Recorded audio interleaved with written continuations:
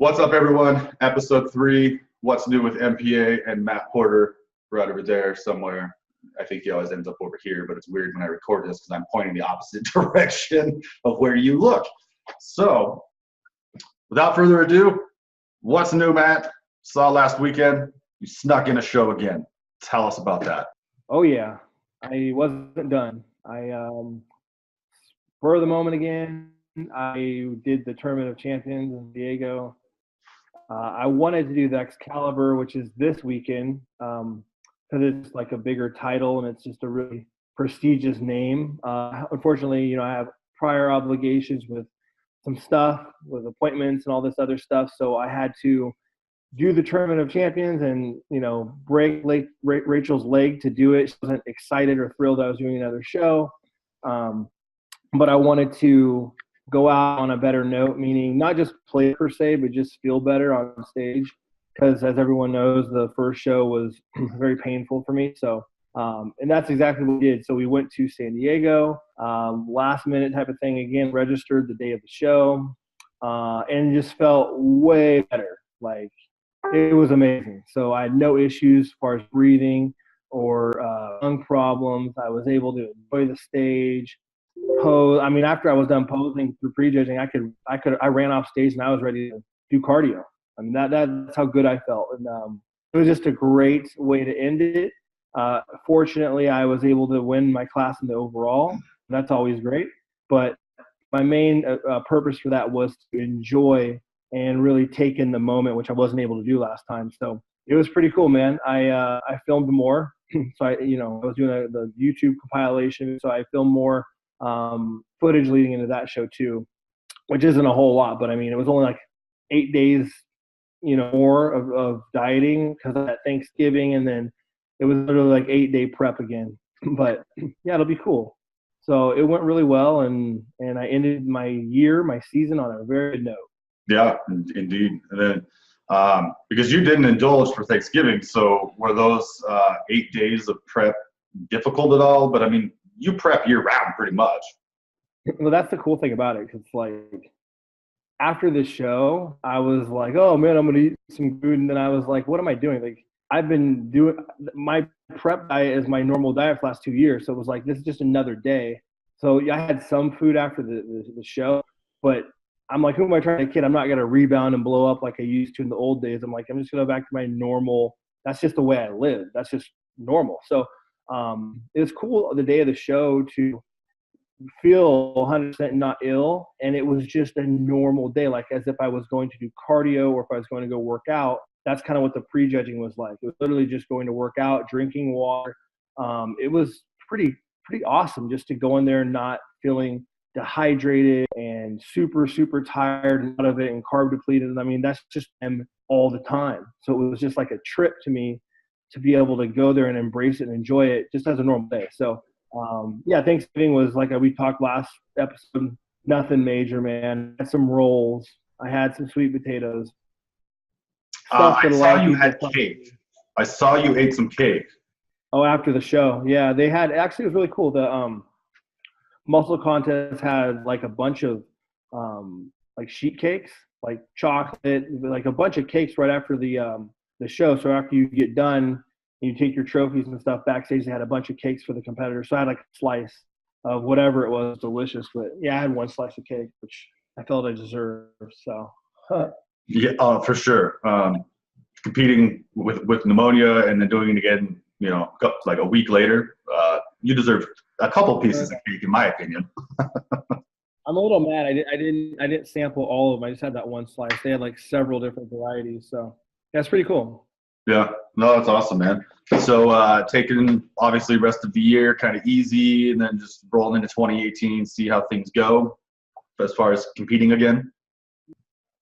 Yeah, so for 2018, or now until 2018, just resting, back to my normal HRT regimen, getting my body healthy as possible. I'm gonna do blood work, make sure everything's okay, like I always do anyway, and just take it a little easy with cardio and weights, because I was doing a lot for being sick and hindered. So I mean, it's not the healthiest thing to be ill and still training at a capacity I'm probably not ready for, but I had to push it. So yeah, I'm just gonna have some downtime probably January, and then decide what experiment series I'm gonna do, because I'm gonna continue that where I do an individual compound and do blood work with it, DEXA scans, and basically just kind of discover what certain things do by themselves over the TRT.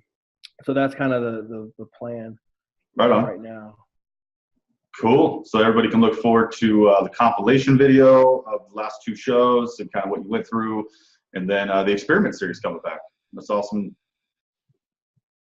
Yeah, I think it's important. I think people enjoy kind of seeing what certain things do whenever I'm a good subject, because I'm pretty. It's almost like a clean slate. Whenever you're just on HRT, that's kind of your norm, and then adding one thing will change the parameters, obviously. So anything I notice as far as physical strength, all that stuff will be attributed to the additional compound, because I always keep my diet the exact same pretty much and all that business. So yeah, I think it's a good learning experience for the audience. Yeah, and you really treat yourself.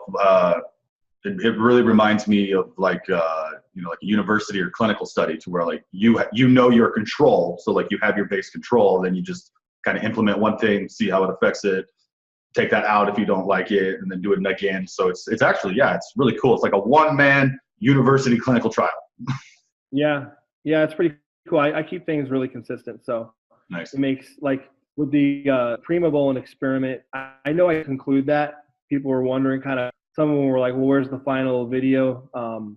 Things just kind of happened to where I went into that secret prep kind of, and then I got sick and all that stuff. But I can tell you what the Primo did from a physiological standpoint. I didn't accrue new muscle or rekindle old muscle per se, because I was on a hypocaloric diet, so a calorie deficit. But it hardened me up, and I dropped a little bit more body fat, I'd say. But I just basically hardened up, and my physique got a more cosmetically harder look. So yeah, it just tightened me up a little bit. It was like a hardener, not really a muscle builder, because I wasn't eating enough food to accrue new or old, I'll say. So yeah, that's pretty much what Prima did. And another interesting thing that it did was it naturally lowered my estrogen like extremely low. So like my 200 milligrams of testosterone usually puts my estrogen at like a healthy 40 to 50 level. When I added the Primo, it put it down to like 0.5, like almost non-detectable. So it was like a strong AI. So that was an interesting thing that it happened to me. And like, maybe people could take from that maybe they can hypothetically 100 milligrams, 200 milligrams of Primo alongside their TRT or testosterone to minimize aromatase activity without running a letrozole or Arimidex, which is really harsh in the lipids and lowers IGF-1 levels. So a Primobolan and a DHT derivative could possibly be a replacement for an aromatase inhibitor. Oh, that's cool. So it's kind of cool. New information to me. Yeah. Right on.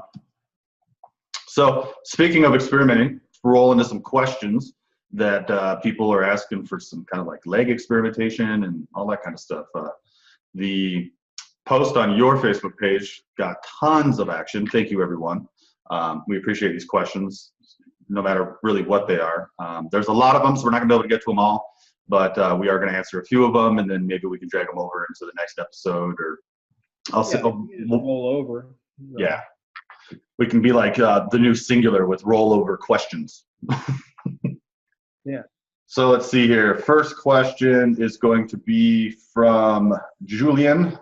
Julian wants to know your thoughts on high volume training and training advice overall to help with leg development. Yeah.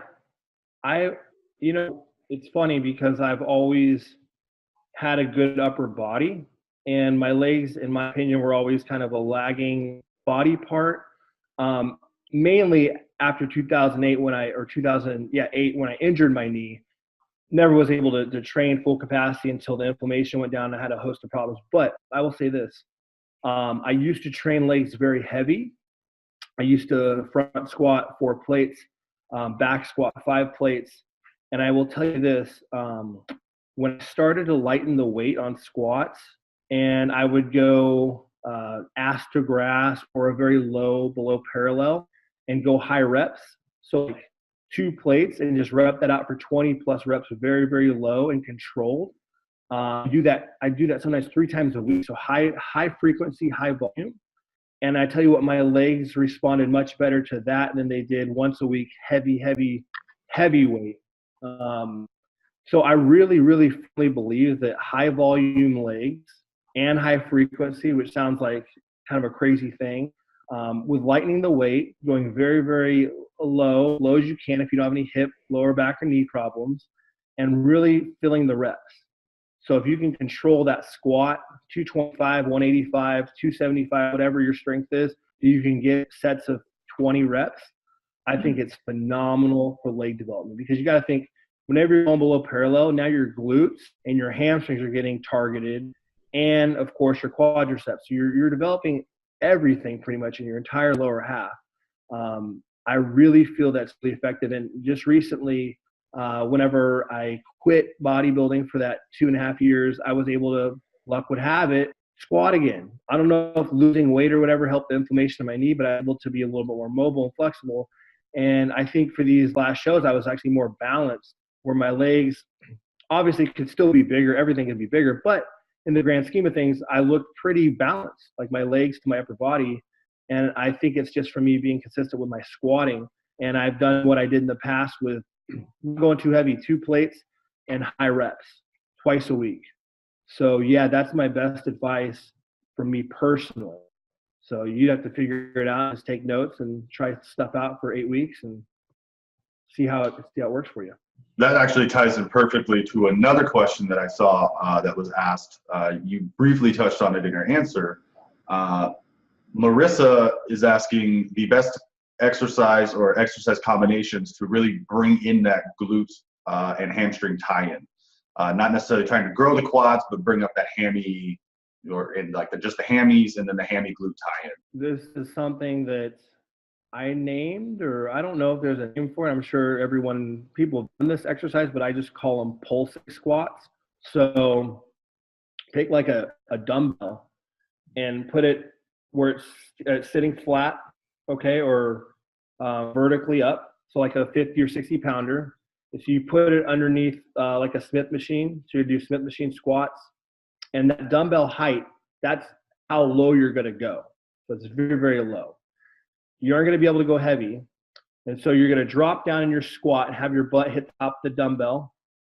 Then you're just going to come up midway, not fully up, just midway and back down. Midway, so you're pulsing from midway to down. So you're stripping that ham and glute tie-in without fully extending and locking at your knees. You're just going to the midway and back down.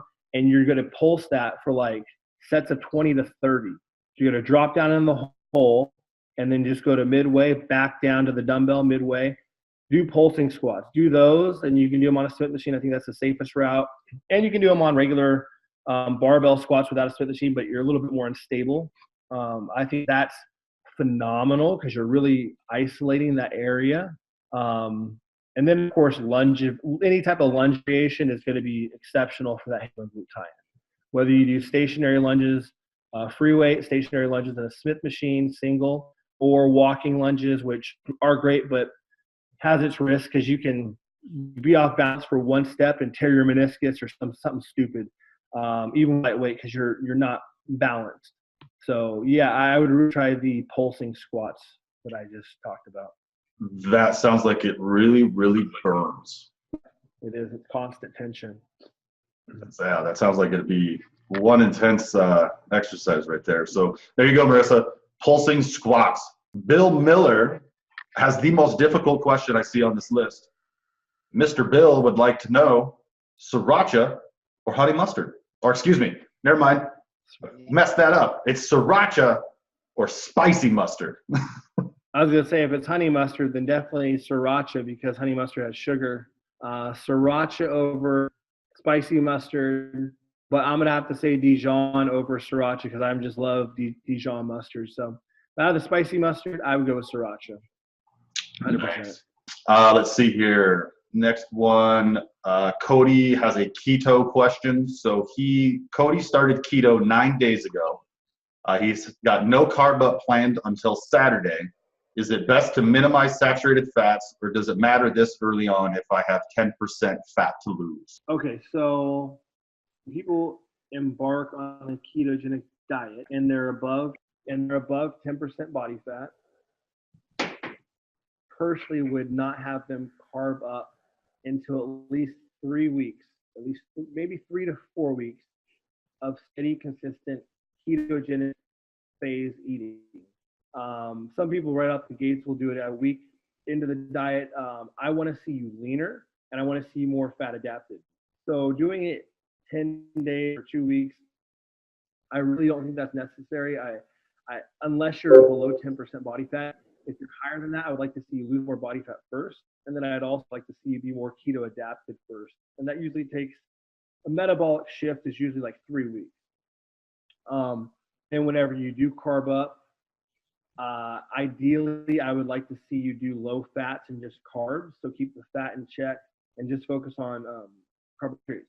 And then as you get leaner, like super lean in the digits, you can kind of get by with a little bit more and be more lenient and have more fats and cheat, like pizza and some pretty much junk during your cheats, because at that point you're more fat adapted. So what happens a lot of the times is you're so used to processing ketones as fuel. Whenever you have like the pizza or whatever, so the saturated fat from the pizza, you're basically still in a ketogenic state while the glucose or the carbs from the pizza are going to glycogen, while you're still burning ketones. Your body's really efficient at burning fat at that point. You kind of start, your body's like a machine. It starts utilizing ketones from the cheese and all the fat from the pizza, but replenishing glycogen from the dough and all that stuff. And you can still be in ketogenic state mildly or get right back into it the next morning without being thrown off your diet. But that's going to take weeks and weeks getting lean first and strict out crazy carb stuff. So I would wait 3 to 4 weeks, get leaner, get more fat adapted, and then whenever you do your first carb up, keep the fat very low until you're very, very lean. And then you can get more lenient. Nice. Let's go ahead and roll up the last question that we have time for today. Last question is going to be from Kyle for today. Kyle Glickman is wanting to know, how do you track your training if you do? I'm assuming that means, are you writing down your workouts? Like, kind of how do you keep track of what's working for you, what's not working? And does that differ from, and I don't think it will differ. I mean, tracking your training is tracking your training. But he's wondering if it would be different from a natty to a non-natty tracking their training. Personally, I haven't been tracking my training lately. Obviously, I've been trying to train the best I could with my illness. But I think if you're trying to get progressively stronger, then you need to be adamant about tracking your training and logging it. So like your major lifts for strength, bench press, military barbell, squats, deadlifts, I would be tracking those and then seeing if you're progressively getting stronger in them and notating them in a log or journal. As far as every single exercise, every machine, I don't know if I would really bother with that too much, but I would do your major lifts and really see kind of if you are progressing, getting stronger.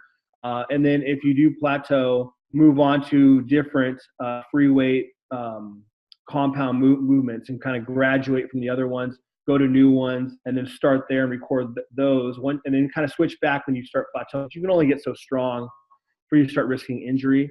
But me personally, no, I've had so many weird like shoulder impingement and this and lower back, and I got to train instinctively. So like I might have something in my mind before going to the gym, then I get to the gym and it's totally different because something hurts.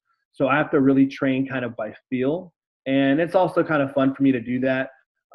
So yeah, sometimes I'll train very slow tempo, very controlled reps, slow eccentric or explosive concentric. Sometimes I'll train more ballistic. So it just kind of depends for me. But I would recommend, whether enhanced or natural, to definitely track your compound lifts and see if you are making progress as far as strength. I think that's very smart, just to know if you're moving in the right direction.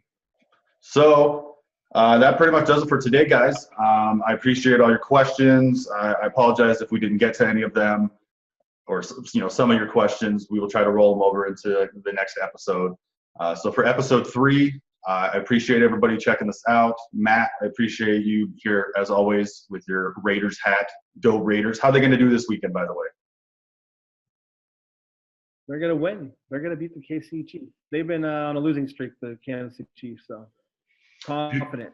Yeah, the Chiefs, like, they were really, really good at the beginning. It was like, oh, they're going to make a run. And then now they're, like, worse than Green Bay, and we don't even have our quarterback. The whole division is, like, tough, and then this year they all suck. So it's like a battle of shitty teams. San Diego started coming up as Kansas City was going down, and now, Raiders and San Diego are kind of battling it out. I think if KC loses, then it's Raiders and San Diego that battle for that first spot.